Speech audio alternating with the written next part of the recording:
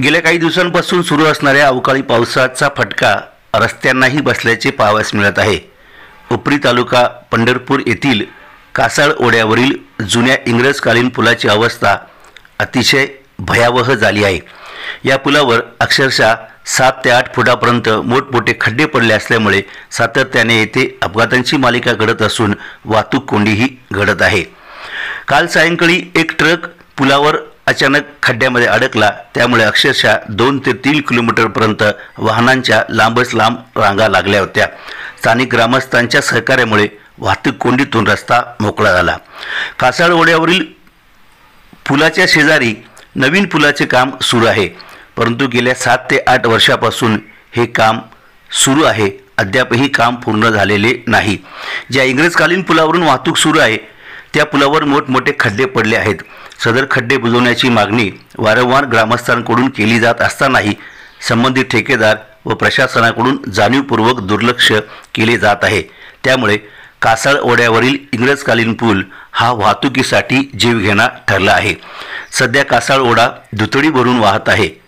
यामुळे पुलावरून वाहतूक करताना आपली वाहने नेत असताना वाहनधारकांना जीव मुठीत घेऊन प्रवास करावा लागत आहे, कारण इंग्रजकालीन असणाऱ्या पुलाची कालमर्यादा संपली असून पुलाच्या दोन्ही बाजूचे कठडे पडले आहेत।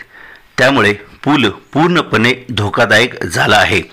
याबाबत प्रशासन व अधिकारी पूर्णपणे बेफिकीर असल्यामुळेच कासाळ ओढ्यावरील जुन्या इंग्रजकालीन पुलावर सातत्याने अपघात घडत आहे।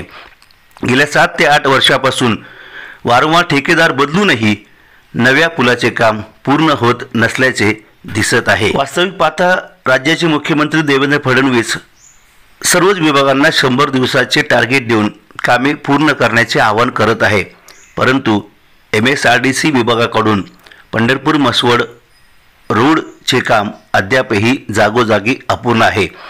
उपरी येथील कासाळ ओढ्यावरील नवीन पूल हा त्यातीलच एक प्रकार मानला जात आहे।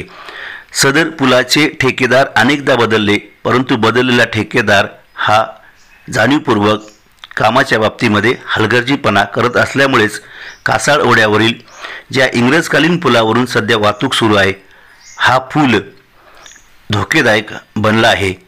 जर एखादा मोठा अपघात घडला तर याला जबाबदार कोण राहणार असा सवाल ग्रामस्थांकडून उपस्थित केला जात आहे। प्रशासनाने किंवा ठेकेदाराने निदान खड्डे मुजवून तरी वाहनधारकांना दिलासा द्यावा अशी ही मागणी आता होत आहे।